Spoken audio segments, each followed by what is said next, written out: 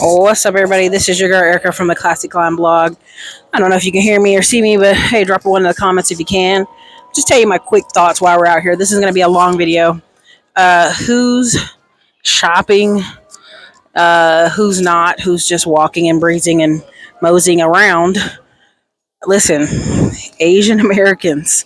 Again, 1 in 10 Asians own a business. 1 in 34 whites. 1 in 54 Hispanics, and 1 in 108 blacks. Let me tell you something. If you're not paying attention, all the videos I've been posting nonstop about who's out here buying, who has money to spend. We're out here, and I say we loosely, white and African Americans sitting at the beach, sitting, maybe eating, chilling. But who's out here shopping? Asian, right? You run into people. We just finished eating at this restaurant. We start talking to the couple beside us. They're in 2 different states. How did they get connected? They have family back in China who connected them. The girl lived in St. Louis. The guy lived in Seattle. They literally are basically connected and hooked up before they even finish college, okay? It's not even funny. And they seem real relaxed, like very Americanized. But literally, that's how far their connections go back. Is that someone was like, oh, yeah, someone I know from my home church knows her in her high school 3 states over. So they connected us. Y'all, you cannot beat people like that. You cannot beat people in a wealth race that are connecting their children 3 and 4 states over from each other. And then going on to both get high level, high skilled degrees. Then the young man is going to get his master's degree in Philadelphia.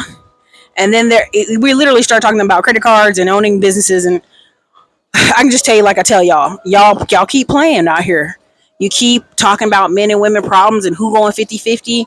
And you're not talking about buying some land. You're not talking about buying a business. You're dead. You're dead economically in the water. Your children are dead and your grandchildren are dead.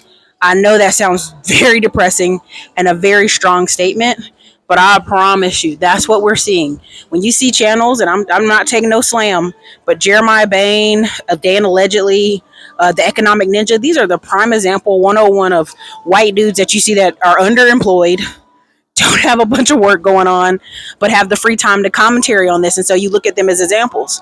Look at the average Asian YouTuber. They're either doing 2 things. They're either talking about money, credit cards, business, or they're doing I would say splurge fun culture on like steroids. They're shopping, they're traveling, they're skiing, they're goofing off, they're giving reviews. Look at the Hawaiian channels. There's Hawaiian YouTubers who are like, they doing this for money for real to live. And then there's Hawaiian YouTubers who are just living their best life. Prime example. Starting some of these franchise businesses and some of these stores only cost you like $30,000 to $50,000. And when I bring it up on the channel, who got money for that, Erica? Who's going to sit in the store all day? That's the point of people with these families and broke cousins they know. Your broke cousin that ain't doing shit with their life, if you buy a franchise, should be one of the number 1 people sitting in the store all day, literally working and building the family. If you don't have that component, you don't have that structure, you're just going to have to hire some kids off the internet. But honestly, like, that's where a lot of the money is moving, is people are buying franchises and keeping very lean offices and lean staffs, right? We just left a couple different stores. You know, there were hat stores and foot stores. 1 employee. Like a crazy store. Just 1 employee. I'm like, what happens if you have to go in the back? What happens if you have to go to the bathroom? I basically have to lock the doors. That's literally what they just told us. We have to lock the doors. They're running these stores very lean. And we were just at a restaurant that is usually known for being lines out the back, lines all over the place. It was barely full. And the lady was like, this is so rare on a Saturday. We've never seen it like this. We're actually concerned. So I say all this to say is, like, are we in a depression? I'm not going to say, I hate saying that. That just sounds ridiculous. What we're going to a system of is, and I'll just give this example. I was in the store last night, and everybody who works in that store wears Hawaiian clothes. I'm in a very plain shirt, plain shorts. This white lady walks up to me and starts asking me where things are. I start acting afraid. I'm like, and because I literally wanted her to look, how stupid do you look thinking that I work here when I'm in casual wear and everybody in the store is dressed in Hawaiian outfits. Immediately she apologizes profusely because she realizes, oh, I just assumed you're a black person, so you're working in retail over here. And so that's what I just assumed. What's so crazy about that, hold on a second, you guys. We've got like every noise in the book coming by me. Hold on. Like as soon as I wanted to do something, 50 people come by with noise. So I'm going to have to walk around a bit. Hold on. All right. Let's try that again. All the notes, right? Can you hear me? Put a one in the comments if you can hear me, if you can see me. All right. So like I was saying, hopefully it's better. Who knows? This might be a super loud, terrible video. We'll see when we get to the hotel. But part of what I'm saying is if you don't figure out, and I mean today, what is going to be your high engine, high income first stream, a lot of you are going to be just stuck. You're going to be struggling, dead in the water. I mean this. I'm seeing people who literally are physicians and engineers, and they're like, how can I take my 50K and put it somewhere? And I go, where do you want to put it? They immediately are like asking me about real estate, asking me about syndications. Let me give you a little heads up on syndications. Syndications are struggling right now. They cannot get the numbers to make sense, right? They're buying overpriced properties that make no sense. They're buying overpriced things. So now I'm in 4 or 5 groups where they're literally building 300, 400 unit apartments from the ground up because that's the only way they were going to be able to make the returns to their investors at anywhere from 12 to 100% returns. Now, what do I mean by that? Hey, I put my 50K with you guys. They're giving you $1,000 check every month. In 3 years, they've already value added. They cash out, refi the place, and you get your 50K back after you've been getting paid $1,000 every month for the past 36 months. So you're walking away with almost double, not always, but almost double the money you put in. They can't make those numbers in the properties right now. The only way they can make them is if they build them from the ground up. So when people get saying, Erica, why do you keep talking about new construction? Why do you keep talking about new construction? This is because this is what I'm seeing in syndication groups, and I know it trickles down.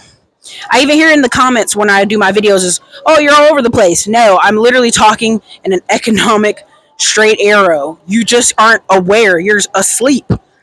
Now, Real Estate Trapper did a good video where he's talking about a lot of people are making content because they're depressed or they're watching negative news because they want to feel bad about Omni and the Hellcat going to jail or these PPP loan people going to jail, or they want to feel better about themselves. And at the end of the day, dude, your situation is shit. If you don't have, and again, it's not always about businesses, but I can tell you right now, there's a lot of people I meet that are making 100K at their jobs. They're sweating and nervous right now because they don't know. Well, if the economy takes a switch, do I lose my job?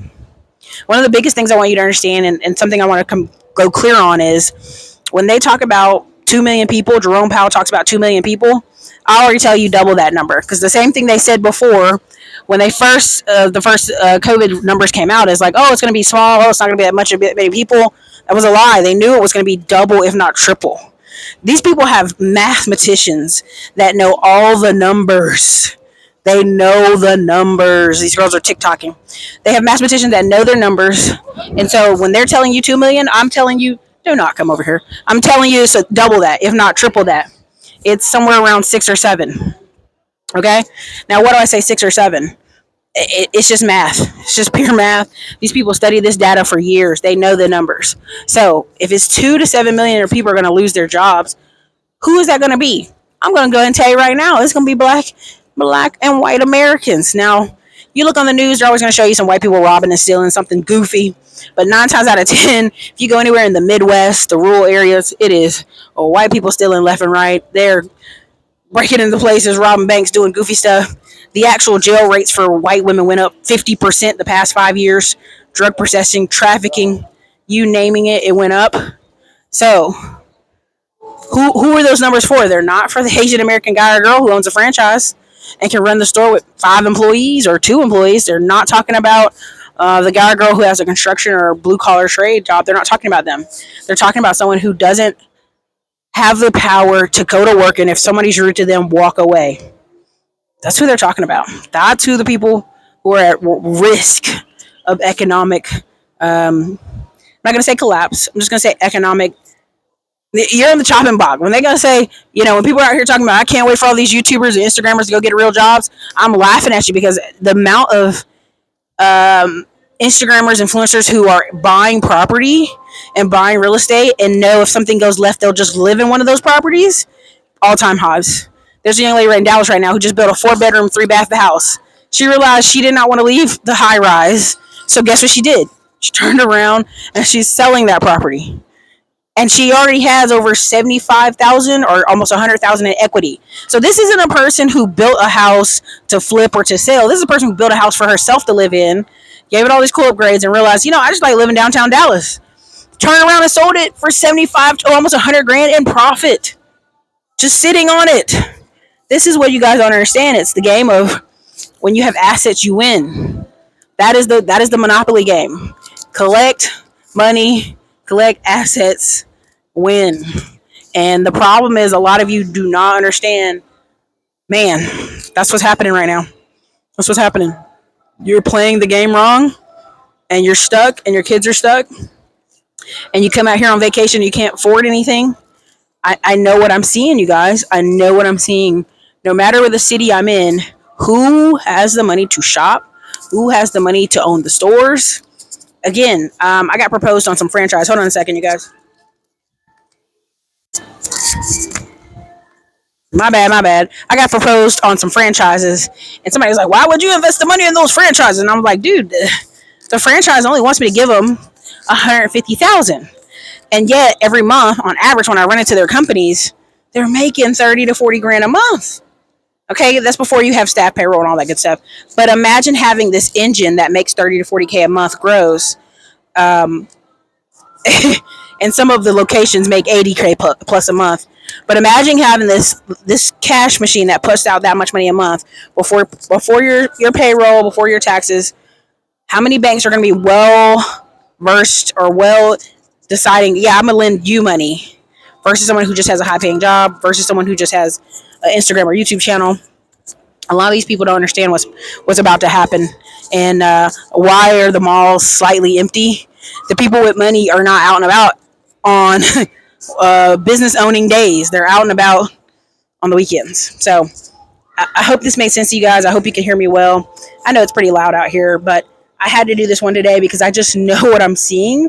And this is Hawaii. And if you know anything about the history of Hawaii, and I'm not talking about, I'm not going all the way back to where they stole the land from these people. I'm talking about 1980s when Japan citizens were just pouring billions of dollars into this place, building it up as what we would call, like, if you look at Las Vegas as the ninth island for Hawaiians, look at Hawaii as like the Tokyo Underground for them to be at, right? Look at all the massage parlors, look at all the food locations. I mean, if you go over by the docks, oh my God, we left the airport and we were by the docks.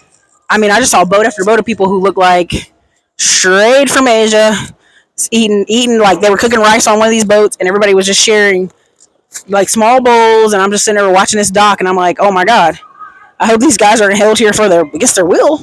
It's kind of making me nervous, but I'm going to wrap this video up. I just had to say that. I hope you guys understood a lot of what I'm saying. Is the money that moved around on this island in the 80s was mostly from Japan. And that's why you see so much outdated stuff in Honolulu. Because when did Japan have their crash, you guys? Definitely check that out. Look up that data. Super informative.